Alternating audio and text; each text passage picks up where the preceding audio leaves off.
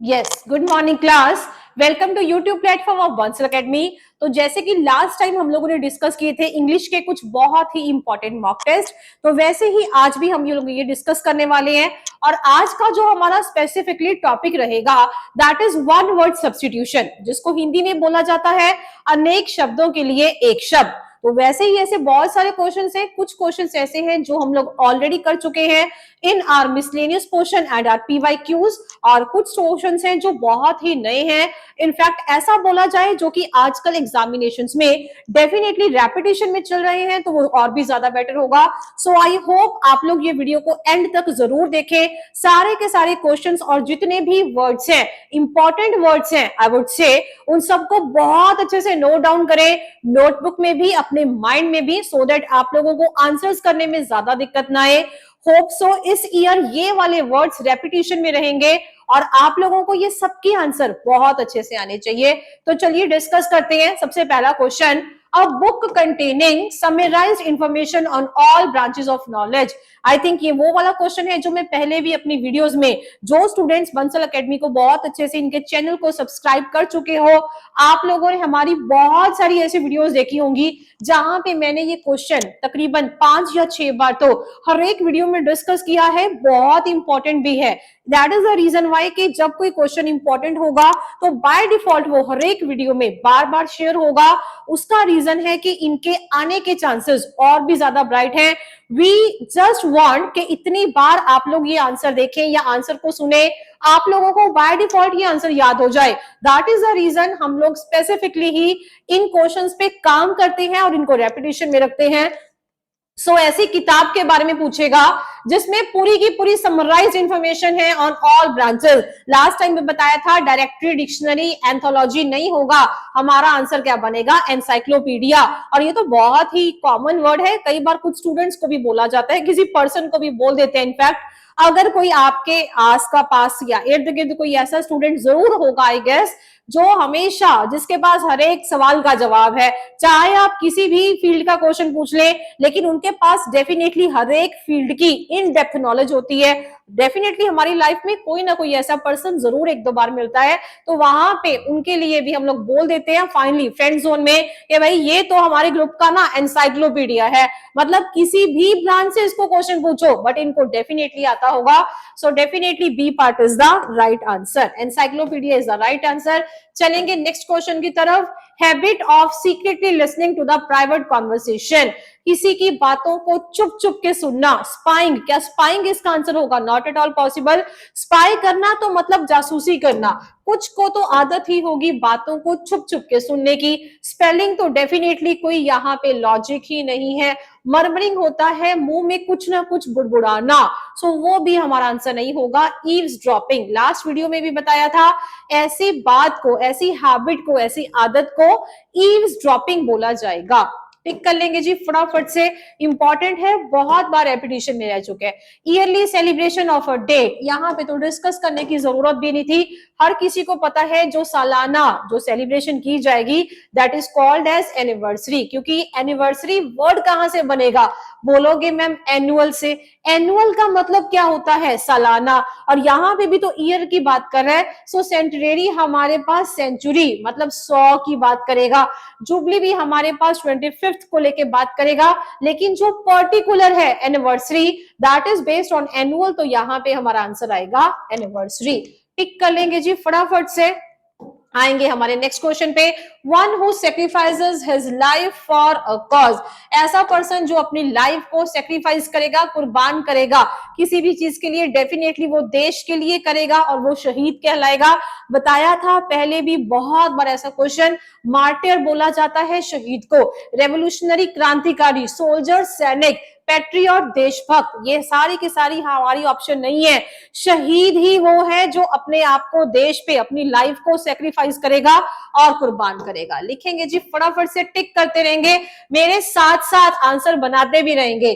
Custom of having several husbands at a time, यहाँ पे भी आप लोगों को बहुत बार बता चुकी हूँ, पॉलीएंड्री इज द ऑप्शन, जो कि पॉलीगैमी से ही बना था। पॉलीगामी एक ऐसी प्रैक्टिस है जहां पे बहुत सारे हस्बैंड और बहुत सारे वाइफ होंगे। पॉलीसेक्सुअल जो मल्टीपल सेक्स के साथ इन्वॉल्व हो, और जैसे ही पॉलीएंड्री की बात की तो having custom of having several husbands at a same time. चलेंगे नेक्स्ट क्वेश्चन की तरफ। Next question says a person who ends to make attack, मतलब जो अटैक करेगा ही करेगा, क्या होगा वो, पक्का एग्रेसिव। अग्रेसिव बोला जाता है ना कि भाई ये बहुत ही अग्रेसिव पर्सन है, इसके बच के रहो, इसका ये नहीं पता है कि ये कब अटैक करे। मिलिटेंट तो मिलिट्री वालों के लिए यूज करेंगे, किलर मतलब जो मार देगा, असाइलेंट ये सारी की सारी ऑप्शन हमारी नहीं होंगी, अग्रेसिव ही हमारा राइट आंसर आएगा। चलिए टिक कर लेंगे फटाफट से, आएंगे नेक्स्ट क्वेश्चन की तरफ। One who is liked by the people that is popular, लिख लेंगे, टिक कर लेंगे। इसका आंसर आएगा हमारे पास पॉपुलर, टिक कर लेंगे जी। यहाँ पे specifically popular is the right answer. Already आप लोग ये सारे के सारे क्वेश्चंस बहुत बार डिस्कस कर चुके हैं। अगर आप लोग सारी की सारी वीडियो को डे टू डे डेली उसके साथ फॉलो कर रहे हैं और पूरे के पूरे चैनल को जितने भी वीडियोस हैं सब वीडियोस को बहुत इन डेप्थ फॉलो करेंगे। Incapable of making a mistake, मतलब जो गलती कर ही नहीं सकता, मतलब वो गलती नहीं करेगा, तो यहाँ पे बनाना पड़ेगा incapable of making a mistake, मतलब इनफॉलेबल, जो गिरने योग्य भी नहीं है। इनविंसिबल, इंडेलिबल, फॉलेबल, इनकेपेबल है ना, अगर फॉलेबल होता तो गिरने योग्य होता, मतलब गलती करने योग्य होता। इनफॉलेबल मतलब incapable of making a mistake, गलती नहीं करेगा, नहीं गिरेगा, so infallible is the right answer. Tick कर लेंगे जी फटाफट से। After that go to our next question. No longer in use, जो बिल्कुल भी अब यूज में नहीं है, अब यूज में नहीं है ना, पहले तो यूज में था, यूजलेस होगा, बेकार। बहुत बार स्टूडेंट्स के माइंड में आता है वो यूजलेस को टिक कर देंगे, लेकिन यूजलेस हमारा आंसर नहीं बनेगा। यूजलेस का मतलब है जो हमारे पास कभी भी काम का नहीं था। एब्सोल्यूट तो बिल्कुल ही यहाँ पे इसका आंसर नहीं बनेगा। एब्सोल्यूट होता है परफेक्शन के साथ वाला बंदा, तो नो लॉन्गर इन यूज का कोई वहां पे सिंटेक्स नहीं है। इम्प्रैक्टिकेबल, जो प्रैक्टिकल नहीं है, तो ये भी हमारा आंसर नहीं है।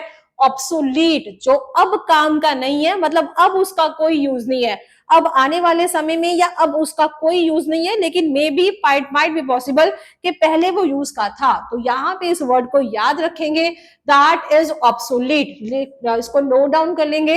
ये वर्ड्स इतने इंपॉर्टेंट हैं कि आप लोगों के वो कैब में ये डेफिनेटली वर्ड्स आने चाहिए।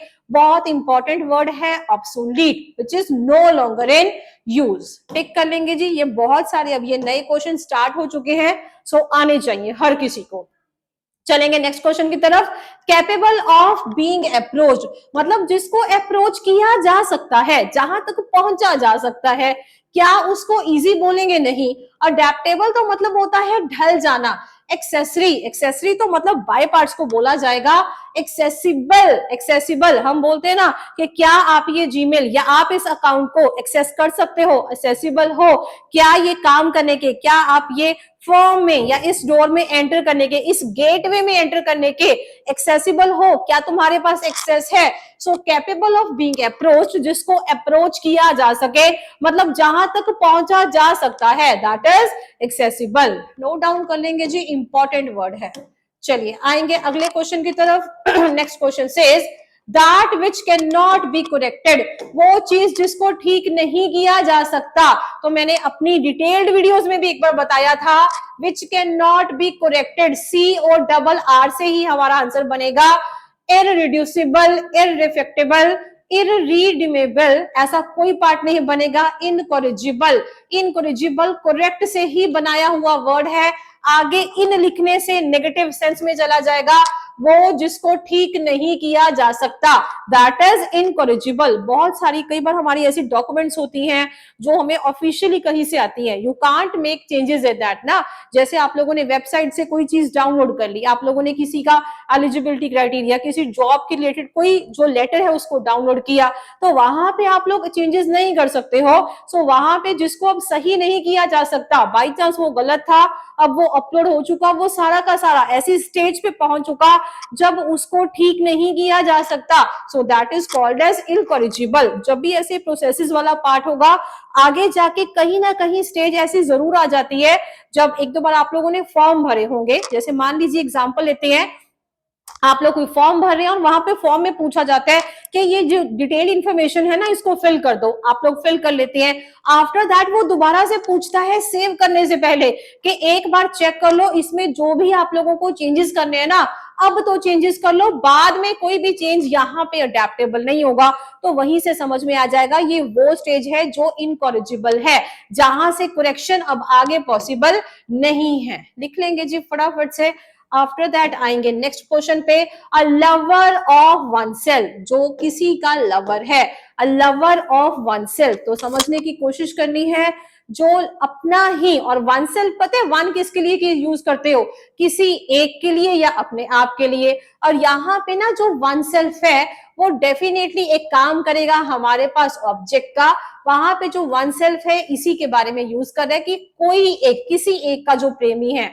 सो छोटी छोटी पॉइंट्स हैं, एल्थ्रुइस्ट, इगोटिस्ट, बेलिकोस एंड ओलिगार्सी। ये बहुत सारे ऐसे न्यू वर्ड्स हैं जिसके बारे में आई गेस आप लोग पहली बार पढ़ रहे होंगे, और डेफिनेटली इन सबके मीनिंग पता होने बहुत जरूरी है।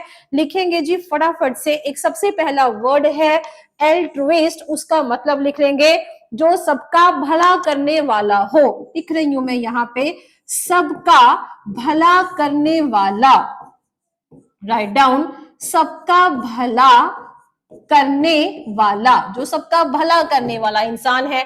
नेक्स्ट है हमारे पास ईगोटिस्ट। अब ईगोटिस्ट एक ऐसा वर्ड है जो इसका सही आंसर भी है और इसका मीनिंग भी है, a lover for one self. ये ईगोटिस्ट है जिसका पे अपना मीनिंग आ जाएगा कि वो अपना ही प्रेमी है, मतलब अपने किसी के लिए उसका प्रेम है। अगला वर्ड है बेलिकॉस। बेलिकॉस का मतलब है रेडी टू फाइट, जो लड़ने योग्य है, रेडी टू फाइट। लिख लेंगे जी फटाफट से, जो लड़ने योग्य हो जाएगा। अगला वर्ड है ओलिगैर्ची। ओलिगैर्ची लिख लेंगे गवर्नमेंट बाय अ फ्यू, इसका मीनिंग लिख लेंगे जी फटाफट से, गवर्नमेंट बाय अ फ्यू, कुछ ने ही मिलके इस गवर्नमेंट को बनाया। एंड कंट्रोल ओवर कंट्री, मतलब कुछ ने ही, कुछ ग्रुप ने बनाया है। एंड कंट्रोल ओवर कंट्री, और पूरी कंट्री पे उसने कंट्रोल कर लिया है। लेकिन वो एक ऐसी गवर्नमेंट है जो गवर्नमेंट बाय अ फ्यू है। ओलिगैर्ची लिख लेंगे, ओलिगैर्ची फटाफट से याद रखेंगे। इंपॉर्टेंट वर्ड्स है, B part, egotist is the right answer. चलिए आएंगे अगले क्वेश्चन पे। 13th क्वेश्चन है गवर्नमेंट बाय अ फ्यू। अब ये ऐसा क्वेश्चन है जिसका आंसर आई गेस आप लोगों को पहले ही मिल चुका कि ma'am oligarchy is the right answer, लेकिन फिर भी हम लोगों को हर एक का आंसर पता होना चाहिए। सबसे पहले इजी वर्ड उठा रही हूं, democracy. Government by the people, government, हमारे यहाँ डेमोक्रेसी तो है, सरकार का चुनाव किया जाता है लोगों के द्वारा, वोटिंग के द्वारा, तो तभी तो बोला जाता है कि यहाँ पे डेमोक्रेसी है। गवर्नमेंट बाय द पीपल लिख लेंगे फटाफट से। ये सारे के सारे वर्ड्स बहुत इंपॉर्टेंट है। अगला हमारा वर्ड है ऑटोक्रेसी। ऑटोक्रेसी का मीनिंग लिखेंगे system of government of a country, right down, system of a government of a country. Note down करते जाएंगे, ये चीजें बहुत इंपॉर्टेंट है। In which one person has complete power, in which one person has complete power, मतलब कोई ऐसा कानून या कोई ऐसा आप लोगों ने सिस्टम तैयार किया जो सरकार का है, जिसमें खाली एक ही पर्सन के पास पूरी की पूरी पावर है। जबकि हमारे यहाँ पे ऐसा नहीं है, डेमोक्रेसी है। अगर गवर्नमेंट के पास पावर है और लोग, आम जनता उनसे कुछ मरवाना चाहती है, तो वहां पे उस चीज की सुनवाई होगी, डेफिनेटली माना जाएगा, because our country has government by the people. यहाँ पे अगर हम कोई स्ट्राइक पे बैठता है तो डेफिनेटली उस बात की सुनवाई होगी। ऐसा नहीं है कि किसी एक के हाथ में ही पावर है, लेकिन यहाँ पे कंप्लीट पावर, ऑटोक्रेसी सिर्फ एक के ही हाथ में होगी। लिख लेंगे यहाँ पे। आफ्टर दैट अगला वर्ड है जेरंटोरेसी। जेरंटोक्रेसी, जेरंटोक्रेसी लिख लेंगे स्टेट या group governed by old people. लिख लेंगे स्टेट या government governed by old people, मतलब बूढ़े लोगों द्वारा ही चलाया जाता है। कुछ जगह ऐसा रूल है जहां बूढ़े लोगों के हाथ में ही सरकार का पूरी की पूरी भागदौड़ पकड़ाई जाएगी, क्योंकि ये सोचा जाता है कि वो मैच्योर्ड है, डेफिनेटली उनको लाइफ का एक्सपीरियंस बहुत ज्यादा है, तो उन्हीं के हाथ में देश की भागदौड़ पकड़ाई जाए। जबकि हमारे यहाँ पे ऐसी सोच बिल्कुल भी नहीं है। यहाँ पे हमारे चाहे युवा पीढ़ी के नेता हो, चाहे पुराने ओल्ड पीपल हो, हर किसी को बराबर मौका दिया जाएगा। रेस्ट इट डिपेंड्स के पीपल, लोग किसको चुनेंगे। सो यहाँ पे हमारा ऐसा कोई सिस्टम नहीं है। ऑटोक्रेसी एक ऐसा सिस्टम था जहां पे पूरा का पूरा सिस्टम एक ही पर्सन के पास था। जेरोंटोक्रेसी ऐसा है जहां पे ओल्ड पीपल के साथ है। ओलिगार्ची जहां पे आप लोगों को पता है गवर्नमेंट बाय अ फ्यू, कुछ लोगों द्वारा ही सरकार बनाई जाएगी। चलिए आएंगे नेक्स्ट क्वेश्चन पे। One who hates learning and knowledge, कोई ऐसा जिसको नॉलेज से, कला से बिल्कुल भी प्यार नहीं है। आंसर है जी इसका मिसोलॉजिस्ट। सबसे पहले आंसर लिख लेंगे, मिसोलॉजिस्ट जिसका कोई ऐसे पर्सन के लिए यूज किया जाता है जिसको लर्निंग से, सीखने से और नॉलेज से, पूरी की पूरी जानकारी से बिल्कुल नफरत है, उसको कुछ सीखने में कोई इंटरेस्ट नहीं है। सबसे पहले एक वर्ड है बिब्लियोफाइल, लिखेंगे लवर ऑफ बुक्स, जिसको किताबों से बहुत प्यार है। डेफिनेटली जिसको किताबों से प्यार है उसको नॉलेज से भी होगा। सो यहाँ पे लिखेंगे लवर ऑफ बुक्स। अगला है misanthropist, a person who hates और avoid other people. Write down, a person who hates, जो नफरत करता है, और अवॉइड, और किसी से मतलब मिलना जुलना अवॉइड करेगा, अदर पीपल, बाकी सब लोगों को थोड़ी सी नफरत की नजर से देखेगा और उनको अवॉइड करेगा। लिख लेंगे जी फटाफट से। आफ्टर दैट अगला वर्ड है misogynist, one who hates women. One who hates, ये ऐसे किस्म के इंसान हैं जिनको सिर्फ और सिर्फ औरतों से नफरत है। वन हु हेट्स वुमेन, लिख लेंगे ऐसे पर्संस को बोला जाएगा मिसोगाइनिस्ट। लिख लेंगे जी सारे के सारे ऑप्शंस, और सबके मीनिंग पता होना बहुत जरूरी है। जरूरी नहीं है आप लोगों को सेम ही क्वेश्चन आए, यहां से कोई भी क्वेश्चन आ सकता है। लाइक क्वेश्चन से लवर ऑफ बुक्स बता दो तो पता चल जाएगा, lover of books that is bibliophile, पकड़ इसको समझ के चलेंगे।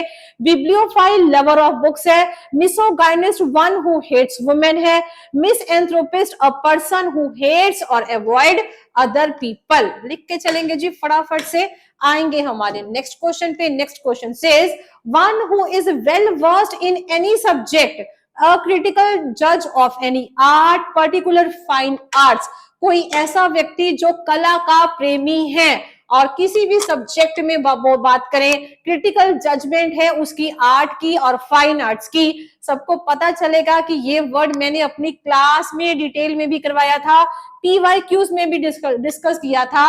ये वर्ड है कॉनेसर, इसको बोला जाता है कॉनेसर। इसकी जो एक बार प्रोनाउंसिएशन है उसको डेफिनेटली लिख ले, दैट इज कॉनेसर, ऐसे बोला जाता है इसको। और इसको पारखी भी बोला जाता है, लिख लेंगे जो कला का पारखी है उसको कॉनेसर बोला जाता है। फटाफट से लिख लेंगे।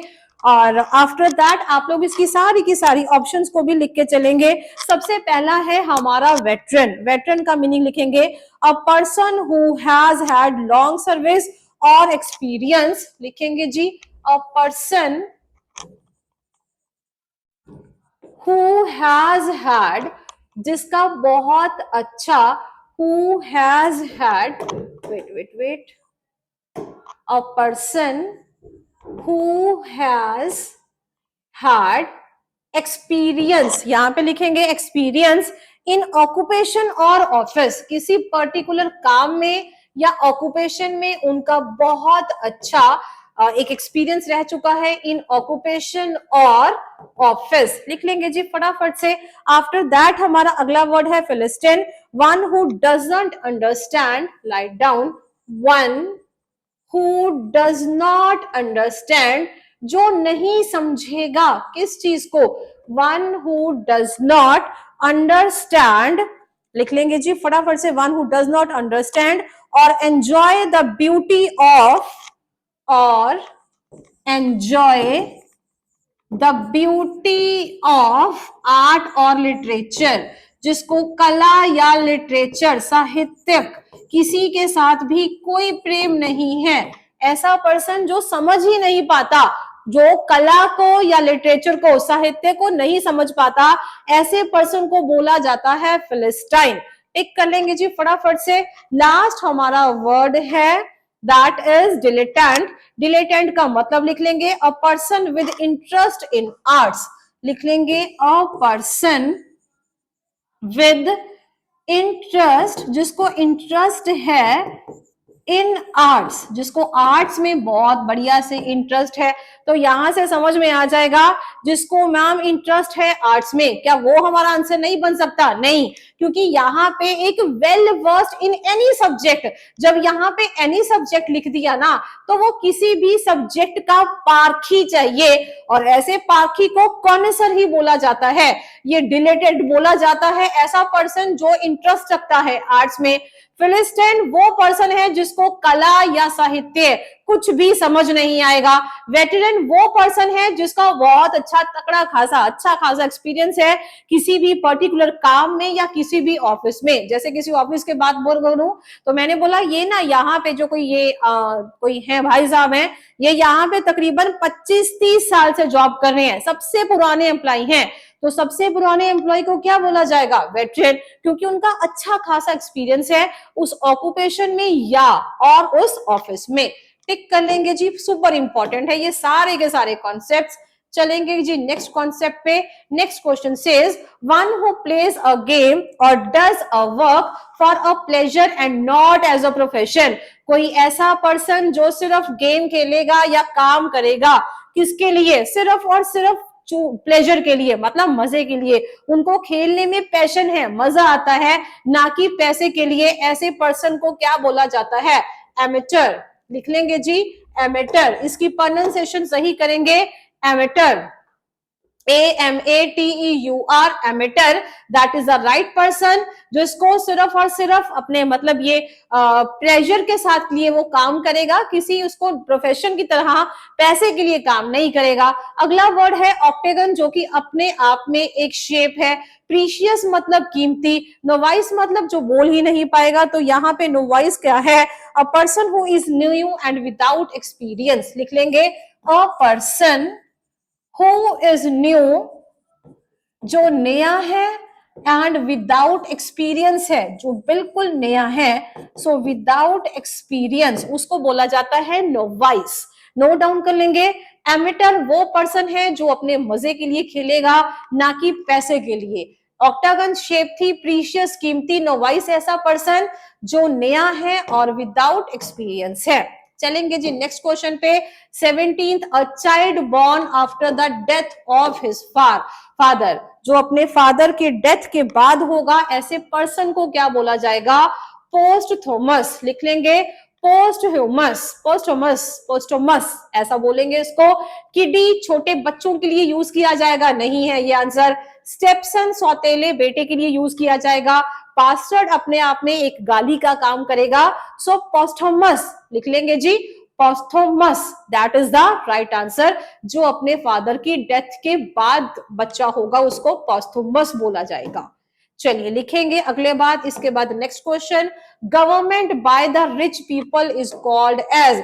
ऐसी सरकार जो हमारी बनाई गई है अमीर लोगों के द्वारा, तो पता है, पता चल भी जाता है, अरिस्टोक्रेसी।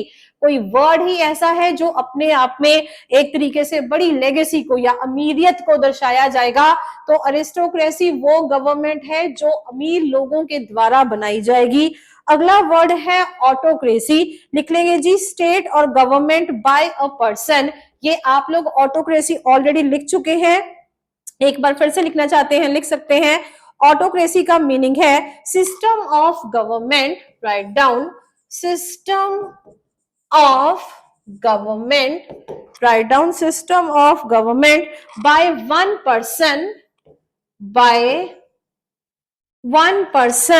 with absolute power। पहले भी बताया था, जब एक ही पर्सन के पास पूरी की पूरी पावर होगी, तो ऐसी पावर वाले जो सरकार होगी उनको सिस्टम को क्या बोला जाएगा? ऑटोक्रेसी। ऑटोक्रेसी और अरिस्टोक्रेसी दोनों के बीच में कंफ्यूजन नहीं लेके आनी। अरिस्टोक्रेसी जो अपने आप में एक ब्रांड भी है, so definitely aristocracy government by the rich people, autocracy system by the one person जो कि पूरी की पूरी पावर ले लेगा।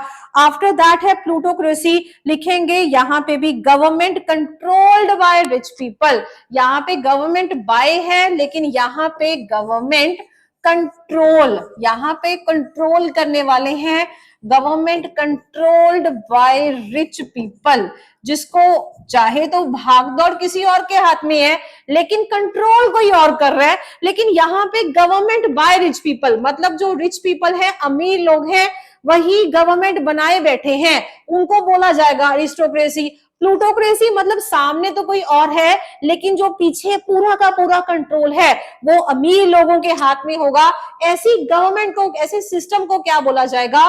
प्लूटोक्रेसी लिख लेंगे जी। और आफ्टर दैट ब्यूरोक्रेसी का मतलब लिख लेंगे गवर्नमेंट या organisation, write down, organisation that has multi-layer, that has multi-layered system, multi-layered system मतलब एक के बाद एक, एक के बाद एक बहुत सारे छोटे छोटे प्रोसेसेस हैं, मल्टी लेयर्ड सिस्टम है। ऐसा बोल सकते हैं कि जैसे कोई एक प्रोजेक्ट है वो पहले एक साइड जाएगा, आफ्टर दैट उसको अप्रूव करने के लिए कोई दूसरा डिपार्टमेंट, उसकी टेस्टिंग के लिए कोई तीसरा डिपार्टमेंट होगा, तो मल्टी लेयर्ड सिस्टम चला आएगा, that is called as bureaucracy. Note down कर लेंगे जी, फटाफट से आएंगे हमारे अगले क्वेश्चन की तरफ बढ़ेंगे जी। Next question says a literary theft, एक तरीके की गई चोरी, और चोरी भी पढ़ाई लिखाई के मामले में बहुत ही फेमस है प्लेगरिज्म।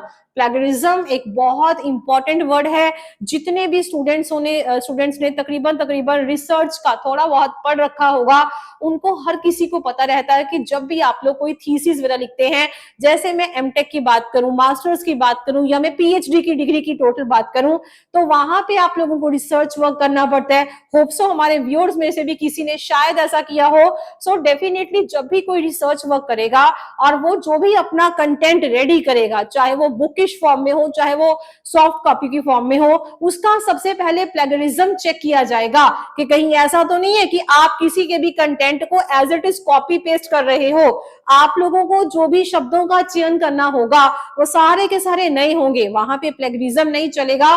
सो कोई भी ऐसा ऑफिशियल डॉक्यूमेंट होता है जो रिसर्च के लिए जाएगा, हमेशा उसका सबसे पहले प्लेगरिज्म चेक किया जाएगा कि क्या ये कितने % कॉपी पेस्ट है और कितना अपने शब्दों में लिखा है।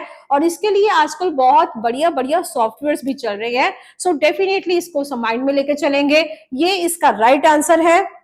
बाकी भी लिखेंगे बाय गॉड ऐसा पर्सन है जो बहुत ही कठोर है, कठोर दिल वाला या बहुत ही कठोर पर्सन को बोला जाएगा by god. After that utopian मतलब यहाँ पे कल्पनालोक विशेषज्ञ, जो कल्पना में रहने वाला है, लिख लेंगे कल्पनालोक,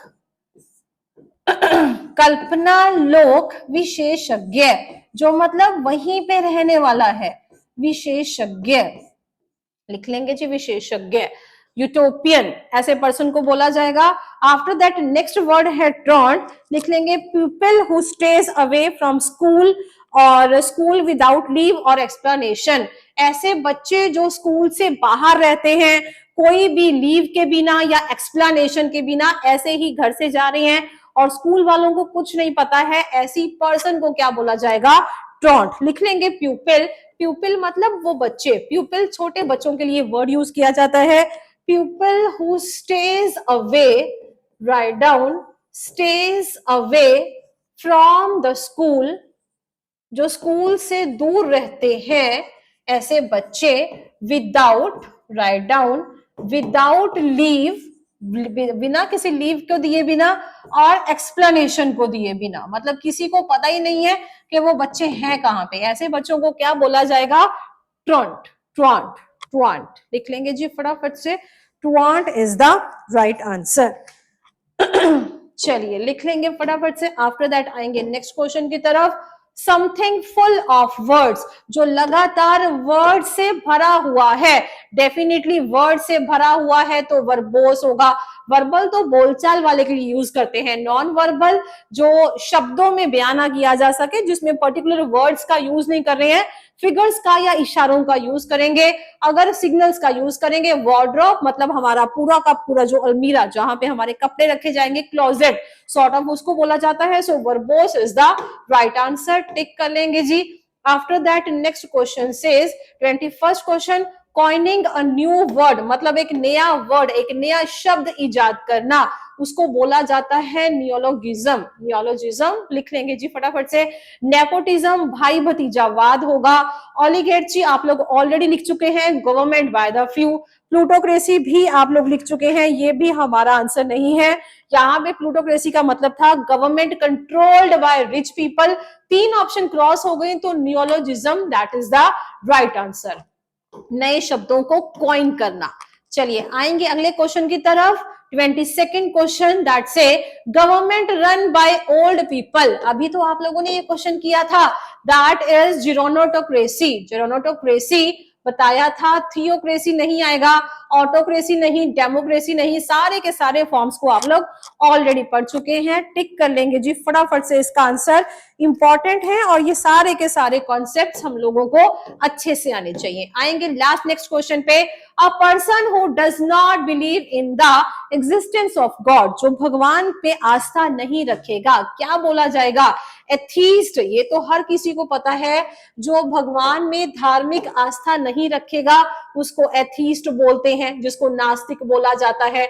जो आस्तिक है उसको थीस्ट बोलते हैं। मैं यहां लिख भी रही हूं ताकि आस्तिक, और यहाँ पे एथीस्ट को मैंने लिख दिया नास्तिक, ताकि आप लोगों को याद रहे और पढ़ने में ज्यादा दिक्कत ना आए। आफ्टर दैट एक दो और वर्ड्स है, एक है हेरेटिक। हेरेटिक का मतलब है अधर्मी, जो बिल्कुल ही धर्म से परे है, धर्म का काम ही नहीं करने वाला है, सो अधर्मी। लेकिन उसका मतलब ये नहीं है कि वो भगवान को मानता नहीं है।